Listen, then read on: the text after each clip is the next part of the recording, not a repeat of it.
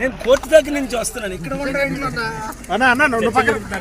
Sir లోపల పవన్ కళ్యాణ్ ఉన్నారు sir. ఎవరు లోపల ఉన్నారు బాబు గారి ఇంట్లో. పవన్ కళ్యాణ్ ఏం చేస్తాడు? డ్యాన్స్ చేసి అప్పులు తీర్చుతాడు. ప్రజాశాంతి పార్టీ రావాలి, పాలు రావాలి, పాలు మారాలి సార్. ఇప్పుడే కోర్టు పాలు రావాలి. ఏం బాబా అంతేనే కదా అశోక్ కుమార్? పాలు రావాలి, పాలన మారాలి. అమ్మో సిస్టర్ బాగున్నారా? సూపర్. రేపు మళ్ళీ కోర్టు హియరింగ్. ఎలక్షన్ పిటిషన్ వేసాను, అడ్మిట్ అయింది.